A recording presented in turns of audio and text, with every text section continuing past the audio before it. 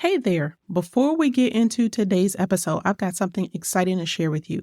On Thursday, January the 9th, I'm hosting a free interactive co-working session to help you kick off Q1 with clarity and confidence. In 1 hour, we'll work together to pick the right goal for the season of your life, identify the resources you already have to make progress, and build a plan that actually works. No more spinning your wheels. This is the same process that helped me leave my part-time job and grow my business, and I can't wait to share it with you. So don't wait. Head to the show notes now and click the link to grab your seat. Let's make 2025 the year you finally take action on the goals that matter most to you. I'll see you there. That's going to continue to generate clients and revenue, which will help you take care of your family. So in today's episode, I'm going to share a few ways that you can maximize the summer slowdown to build a sustainable business so you can actually scale it when things pick back up without being overwhelmed. So grab a pen and a piece of paper and let's dive into episode number 66. Welcome back to the More Than Capable Mompreneur podcast. I'm Shannon Baker, a coffee-loving mompreneur that started as a virtual assistant and turned into a total systems geek. And I want to help you shift your mindset and embrace your worthiness while creating systems in your business so you can be more productive and build success on your own terms without the mom guilt. Are you loving that? Well, I hope you're ready for real conversations that will help you beat the perfectionist inside, rediscover your strengths, and up-level your self-love in the mom cracks of time so you can stop letting fear hold you back because you are enough and you do enough. We are more than capable mompreneurs. So grab your cup of coffee, some sparkling water, or pour a glass of your favorite wine and let's dive in. I will be the first to admit it is hard to stay focused on business and be productive in the summertime because you just want to be outside. The kids are out of school, pools are open, you want to feel your toes in the sand at the beach. Oh, wait a minute, maybe that's just me, or is that you too? You have vacations planned. The list goes on and on, right? This is a time of year that most of us can shorten our work week or at least the days because things slow down in the summer. Now, many of the women in my community and yours too are either on vacation already or are getting ready to take a vacation. So you probably are figuring in your mind that you should just take a break too. Now, while this is a natural season of slowdown for all of us, I don't want you to fully unplug and lose momentum in your business. Instead, I want you to take a good look at your business operations. With your clients taking time off, you don't have to stress so much about being in the day-to-day operations of your business and getting things done. Instead, you need to shift the way you're operating and look at the big picture and get your business ready for what's coming. So here are 3 things that you can do to maximize the summer slowdown so you're equipped to keep the pace when everyone else returns to the office. And the great thing is you don't have to spend tons of time or your entire summer doing all or just one of them. So here we go. The first thing I want you to do is a mid-year review. At the end of June, which is the month that this podcast episode is airing, we're halfway through the year. Are you on track so far?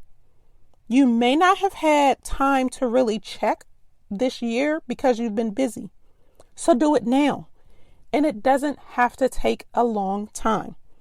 Schedule 30 minutes and answer the following questions. What has worked for you so far this year? What has not worked so far? What services or products are selling well? Which ones aren't? What marketing strategies have gotten you results? What did you try that just totally failed? Are you on track to reach your revenue goals?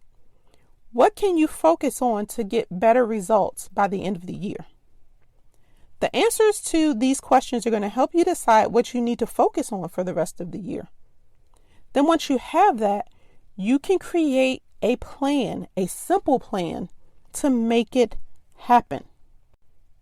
Now, the next thing I want you to do is the most important one. If you don't do any, please do this one.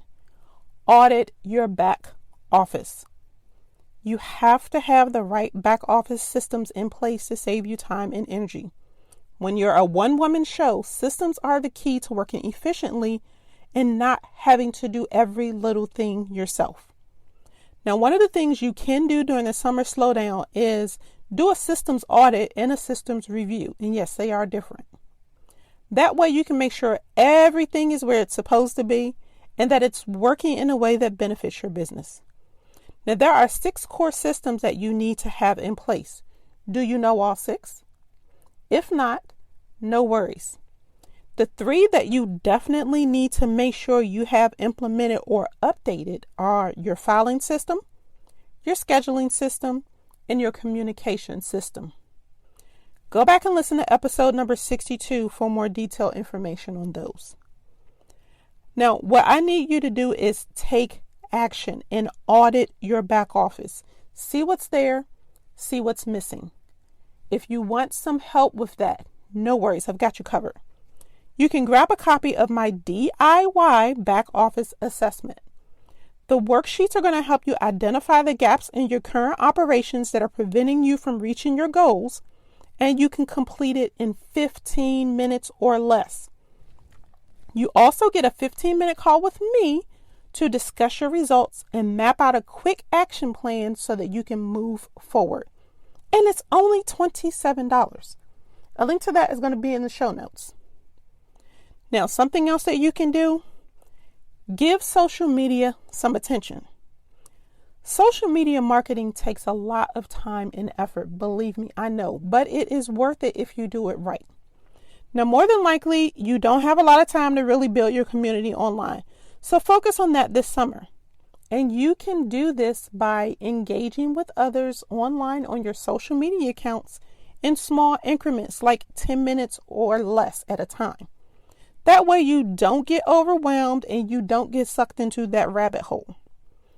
You don't have to be active on every platform that exists either. Show up where your audience hangs out. Show up where the people are that you can possibly partner with or collaborate with to grow your business. And make sure that when you're engaging online, you leave meaningful comments on posts and Instagram stories. Focus on having conversations. Now, when it comes to your social media profiles, are they up to date? Now is a great time to do some cleaning up. So here are a few things that you can do. Number 1, make sure your profile pictures match and the information as well. People need to be able to identify you by your photo. So make sure it's pretty current and that it's a professional photo that reflects your brand accurately. You also need to make sure your messaging matches in all of your bios. Otherwise, you appear to be confused. And what do you think that looks like to people who find you online? They're confused too, so they're going to move on. Make sure that you use your bio wisely. That's a prime piece of social media real estate. Your bio needs to tell people who you help and how you do it. And make sure that there's a call to action there that tells them what to do and that the link that you use works. The second thing you can do is create a strategy for your content that aligns with your goals and it's useful to your target audience.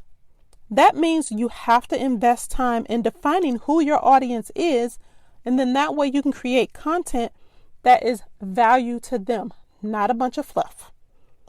Remember to serve first. Solve their problems with your content. Make their life easier.